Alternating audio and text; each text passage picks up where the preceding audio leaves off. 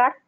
मी doctor भावना श्रीपती पोळ, के वाघ कला वाणिज्य विज्ञान आणि संगणक विज्ञान महाविद्यालय, भाऊसाहेब नगर, पिंपळस रामाचे, तालुका निफाड या महाविद्यालयामध्ये सहाय्यक प्राध्यापक म्हणून कार्यरत आहे.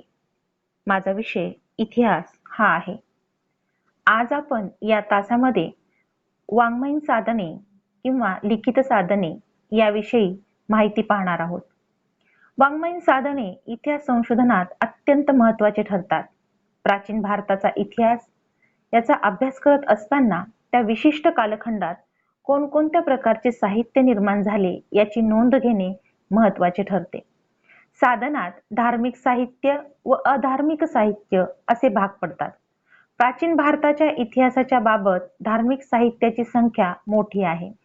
यामध्ये हिंदू, वैदिक, बौद्ध, जैन इत्यादी धर्माशी संबंधित धर्मग्रंथ व इतर धार्मिक साहित्य साधन म्हणून उपयुक्त ठरतात.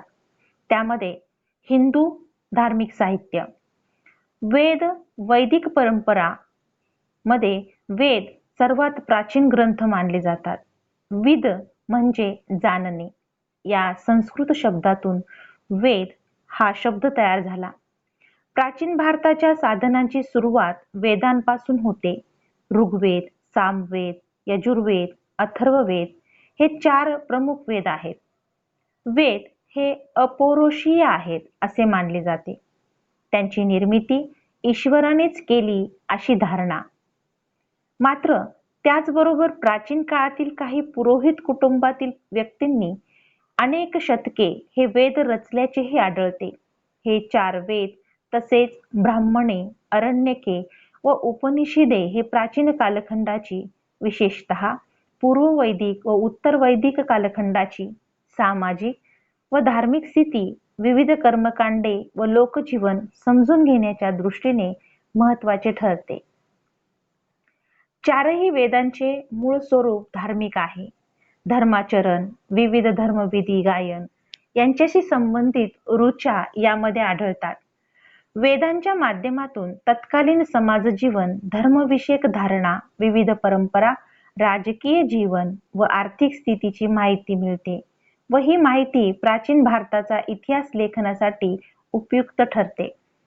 ब्राह्मणे, वेदांना पूरक असे ग्रंथ म्हणजे ब्राह्मणे होय. यामध्ये ऐतरेय, पंचविश, शतपथ, तैत्तिरीय इत्यादी महत्त्वाचे ब्राह्मण ग्रंथ आहेत. हे ग्रंथ वेदांचा पुढचा भाग समजला जातात. प्रत्येक विधानासाठी वेगवेगळे ब्राह्मण ग्रंथ आहेत. या ग्रंथांमधून प्राचीन काळातील राजाची नावे समजू शकतात. तसेच तत्कालीन राज्याभिषेकाचे विधी, यांचे नियम यांचीही माहिती मिळते. यातील काही ग्रंथांमध्ये यज्ञविषयक सिद्धांत, सूत्रे दिलेली आहेत. ग्रंथांमध्ये तत्कालीन अनेक राज्यांची उपयुक्त माहिती मिळते. तसेच या ब्राह्मण ग्रंथात राज्याभिषेकाचे नियम, तत्कालीन समाजजीवन यांचीही माहिती मिळते. आरण्यके यांची रचना ब्राह्मणे ग्रंथांना पूरक अशीच आहे. यामध्ये प्रामुख्याने आत्मा, पारलौकिक जीवन या संदर्भात दार्शनिक विचार दिलेले आढळून येतात. प्रामुख्याने वनात राहणाऱ्या लोकांच्या संदर्भात हे बनवले गेले असावेत. वेदांगे, वेदांना समजावून घेण्यासाठी वेदांची निर्मिती झाली. शिक्षा, कल्प, ज्योतिष, व्याकरण, निरुक्त, छंद इत्यादी 6 वेदांगे आहेत. सूत्रे, उत्तर वैदिक कालखंडात वेदांच्या शास्त्रोक्त अभ्यासासाठी नवनव्या विचारधारा निर्माण झालेल्या. या अभ्यासातूनच सूत्रांची निर्मिती झाली. कल्पसूत्र, श्रोतसूत्र, गृहसूत्र व शुल्बसूत्र ही ती 4 सूत्रे आहेत. या सूत्रांच्या माध्यमातून तत्कालीन कर्मकांड, रीतिरिवाज, महायज्ञाचे विधी, मनुष्यावर करायचे संस्कार इत्यादीची माहिती मिळते. महाकाव्य, रामायण व महाभारत ही भारतातील 2 महत्त्वपूर्ण महाकाव्य आहेत. रामायणाची निर्मिती महाकवी वाल्मिकी तर महाभारताची निर्मिती महामुनी व्यास यांनी केली. मात्र इतिहासाचे साधन म्हणून याचा मर्यादित स्वरूपातच वापर होतो. या दोन्ही महाकाव्यातून तत्कालीन राजकीय व सामाजिक जीवनाची कल्पना येऊ शकते. याशिवाय तत्कालीन चालीरीती, समाजातील स्त्रियांचे स्थान, कुटुंब व्यवस्था, प्रशासन इत्यादीची माहिती मिळू शकते. पुराणे. पुराण या शब्दाचा शाब्दिक अर्थ प्राचीन आख्यान असा. इसवी सन पूर्व 4थ्या ते 5व्या शतकामध्ये पुराण ग्रंथ अस्तित्वात आले. वर्तमान काळात अस्तित्वात असलेली पुराणे गुप्त काळाच्या दरम्यानची आहेत. पुराणांची संख्या 18 मानली जाते. पुराणांची रचना 2ऱ्या शतकानंतर झाली असावी. जरी फारसे विश्वसनीय साधन म्हणून याचा उपयोग होत नसला तरी मत्स्य, मार्कंडेय, भविष्य, भागवत, ब्रह्मांड, ब्रह्म वैवर्त, वामन, नारद, पद्मा, लिंग, गरुड, कूर्म इत्यादी ही महत्वाची पुराणे आहेत. विष्णू, वायू इत्यादी पुराणांमध्ये देवदेवतांची वर्णने व संघर्ष यांची नोंद आढळते. गरुड, विष्णू, ब्रह्मांड, भागवत यासारख्या पुराणांमध्ये विविध राज्यांच्या वंशासंबंधी माहिती मिळते. अर्थात पुराणांमध्ये अनेक ठिकाणी कपोलकल्पित कथा, दंतकथा, अतिरंजितपणा इत्यादी बाबी आढळतात. तसेच कार्यक्रमाच्या दृष्टिकोनातूनही अनेक चुका आढळतात. बौद्ध साहित्य. बौद्ध धर्म हा प्राचीन भारतातील मान्यता पावलेला एक महत्त्वपूर्ण धर्म होता. अनेक बलशाली राजांचा राजाश्रय लाभलेल्या या धर्माला समाजातील विविध स्तरात महत्त्वपूर्ण स्थान होते. त्यामुळे बौद्ध साहित्य हे समाज जीवनाचे प्रतिनिधित्व करणारे आढळते. बौद्ध साहित्यातून बिंबिसार राजाच्या आधीचा काळ स्पष्टपणे समजण्यास मदत होते. बौद्ध साहित्य प्रामुख्याने पाली, प्राकृत व संस्कृत भाषेत आढळते. बौद्ध साहित्यात त्रिपिटक हे महत्त्वपूर्ण ग्रंथ होत. त्रिपिटक म्हणजे विनय पिटक, सूत पिटक व अभिधम्म पिटक हे होत.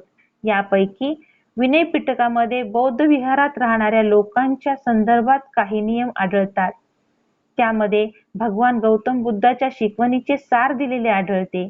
तर अभिधम्म पिटकामध्ये बौद्ध धर्माचे तत्वज्ञान सांगितलेले आहे. दीपवंश व महावंश. बौद्ध धर्माचे 2 ग्रंथ आहेत. हे दोन्ही ग्रंथ प्रामुख्याने 4थ्या-5व्या शतकातील आहेत. हे दोन्ही ग्रंथ श्रीलंकेत आढळले. त्यामुळे श्रीलंकेचे वर्णन तसेच श्रीलंकेतील बौद्ध धर्म व श्रीलंका आणि भारत यांच्यातील त्या काळातील संबंध आपल्याला समजू शकतात. मिलिंद पन्हो या ग्रंथामध्ये बौद्ध धर्मगुरू नागसेन आणि ग्रीक शासक मिनॅंडर यांच्यातील संवाद प्रश्नोत्तराच्या स्वरूपात आपल्याला आढळतो. या ग्रंथातून तत्कालीन राजकीय स्थिती समजते. तसेच ग्रीकांविषयी पण माहिती मिळते. जातक कथा. जातक कथांमध्ये गौतम बुद्धाच्या पूर्वजन्माचे वर्णन केलेले आढळते. साधारणतः 549 जातक कथा आढळतात. डॉक्टर विंटरनिच यांच्यामध्ये जातक कथांमध्ये इसवी सन पूर्व 3ऱ्या शतकातील भारतीय संस्कृतीची माहिती मिळते. याशिवाय तत्कालीन सामाजिक, राजकीय, आर्थिक स्थितीची सुद्धा कल्पना येते. जैन साहित्य. जैन धर्म हा सुद्धा प्राचीन भारतात मान्यता पावलेला एक महत्त्वपूर्ण धर्म होता. जैन धर्मातील ग्रंथाचा विषय हा धार्मिक होता असे दिसते. या संदर्भात प्राध्यापक जॅकोबी व डॉक्टर बनारसी दास यांनी संशोधन केलेले आढळते. जैन साहित्य प्रामुख्याने अर्धमागधी या भाषेत आहे. त्यामध्ये परिशिष्ट पर्वन व भद्रभाऊ चरित्र या ग्रंथातून आपणास मौर्य कालखंडाची माहिती मिळते. इतर साहित्य. अधार्मिक वाङ्मय. इतर वाङ्मयीन ग्रंथाची भाषा प्रामुख्याने संस्कृत आहे. या प्रकारच्या साहित्यात काव्यग्रंथाचे प्रमाण जास्त आढळते. त्यांचे विषय जरी वेगवेगळे असले तरी त्यांच्या आशयातून विविध सामाजिक, धार्मिक अथवा राजकीय संदर्भ मिळू शकतात. इतर वाङ्मयात ऐतिहासिक साधनांचा दर्जा मिळेल असे फार कमी साहित्य आढळते. यामध्ये कलहन यांनी 12व्या शतकात लिहिलेला रजतरंगिणी हा ग्रंथ ऐतिहासिक दृष्टिकोनातून लिहिलेला असल्याने प्राचीन भारताच्या इतिहासावर प्रकाश टाकणारा एक महत्त्वपूर्ण ग्रंथ ठरतो. हा ग्रंथ लिहिताना त्याने तत्कालीन कागदपत्रांचा वापर केला आहे असे तो नमूद करतो. तसेच कोणत्याही बाबतीत पूर्वाग्रह न बाळगता तटस्थ भूमिकेतून त्यांनी लेखन केलेले आढळते. कालक्रमानुसार केलेली ऐतिहासिक घटनांची मांडणी हे या ग्रंथाचे वैशिष्ट्य ठरते. रजतरंगिणीमध्ये काश्मीरचा इतिहास मांडलेला आहे. काश्मीरच्या राजाची विस्तृत माहिती हा ग्रंथ देतो.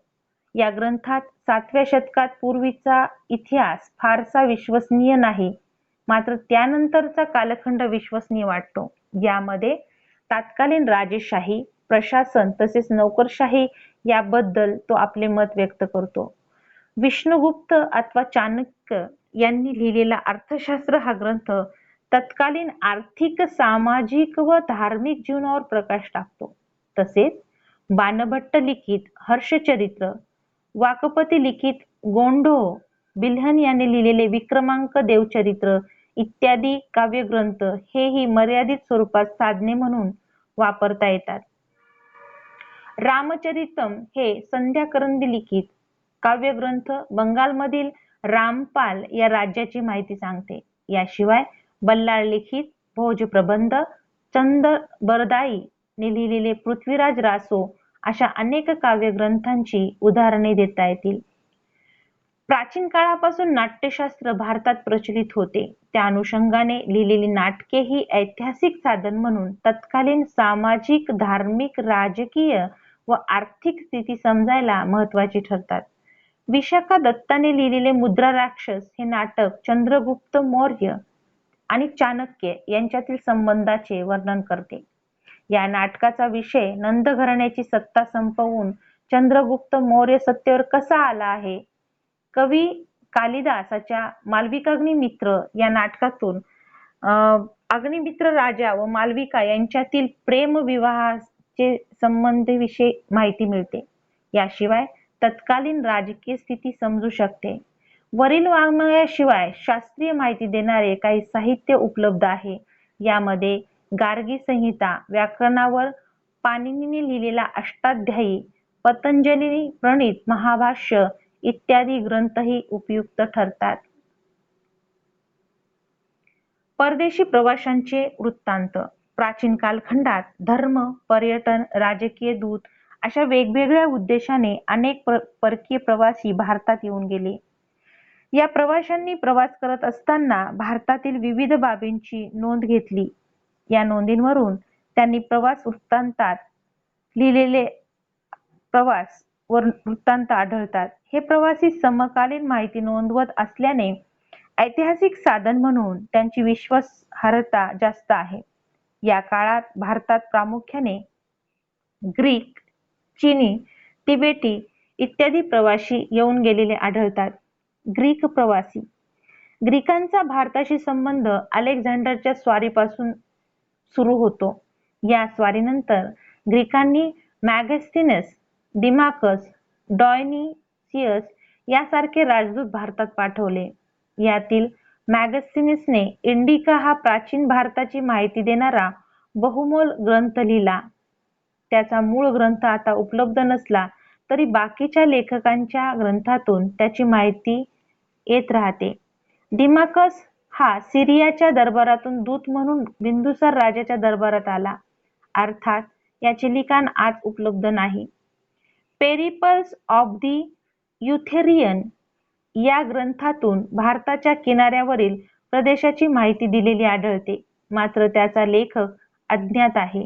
याशिवाय टॉलेमी इत्यादी लेखकांनी भारताविषयक माहिती आपल्या ग्रंथातून दिलेली आढळते, मात्र या लेखकांची माहिती तपासून घेणे आवश्यक आहे, कारण बऱ्याच वेळा परकीय प्रवाशांना भारतीय संस्कृती, भाषा, रीतिरिवाज, परंपरा यांची माहिती असेलच असे नाही.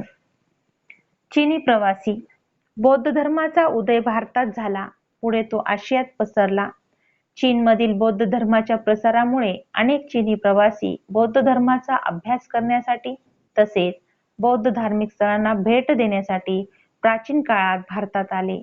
यापैकी फाहियान व इत्सिंग या प्रवाशांनी भारतात मोठ्या प्रमाणात प्रवास केला व आपल्या प्रवासाची वृत्तांतही त्यांनी लिहिले. या वृत्तांतात यामधून आपल्याला तत्कालीन सामाजिक, राजकीय, आर्थिक व सांस्कृतिक स्थितीची माहिती मिळते. फाहियान इसवी सन 399 ते 411 मध्ये आला. हा प्रवासी गुप्त काळात चंद्रगुप्त दुसरा यांच्या काळात भारतात आला. बौद्ध तत्वज्ञानाचा अभ्यास करणे त्याचे उद्दिष्ट असल्याने त्याने संस्कृत भाषेचाही अभ्यास केला. भारतातील बौद्ध तत्वज्ञानाचा वरील पुस्तकांच्या नकला करून तो आपल्याबरोबर घेऊन गेला. चीनमध्ये गेल्यानंतर त्याने भारतात संबंधी प्रवासाचा वृत्तांत लिहिला. त्यातून तत्कालीन भारताचे विविधांगी स्वरूप स्पष्ट होते. प्राचीन भारतात चीनी प्रवासी येऊन गेले. त्यामध्ये सर्वात प्रसिद्ध पावलेला प्रवासी हुयनत्संग हा होता. वयाच्या 26व्या वर्षी बौद्ध तत्वज्ञानाचा अभ्यास करण्यास तो भारतात आला. त्याचे भारतात 16 वर्ष वास्तव्य होते. बौद्ध धार्मिक स्थळे पाहण्याच्या उद्देशाने तो भारतभर फिरला. इसवी सन 621 ते 645 या काळात तो भारतात होता. सुप्रसिद्ध नालंदा विद्यापीठात त्याने 6 वर्ष अध्ययन केले. आपल्या वास्तव्यातील अनुभव त्याने सियुकी या ग्रंथात शब्दबद्ध केले. सम्राट हर्षवर्धनाच्या काळात येथे आल्याने त्या काळातील राजकीय स्थितीची माहिती मिळते. परंतु त्याचबरोबर तत्कालीन समाजातील बौद्ध धर्माचे स्थान, इतर धर्म, सामाजिक स्थिती, रूढी व परंपरा यांची माहिती चीनी प्रवासी इत्सिंग हा 672 ते 688 या काळामध्ये भारतात आला. परकीय प्रवाशांची वृत्तांत समकालीन असल्यामुळे तसेच त्यांनी भारतभर प्रवास केला असल्याने साधन म्हणून त्याचे मोल अधिक आहे. समाजामध्ये ते मिसळत असल्याने तत्कालीन समाज जीवनातील बारकावे समजण्यास त्यांची मोठी मदत होते. मात्र तरीही त्यांना भारतीय संस्कृती, भाषा, परंपरा यांची पुरेशी जाण नसल्याने काही उणिवा त्यात असू शकतात. त्यामुळे त्या तपासूनच त्यांचा प्राचीन भारतीय इतिहास लेखनासाठी साधन म्हणून वापर करणे आवश्यक ठरते. धन्यवाद.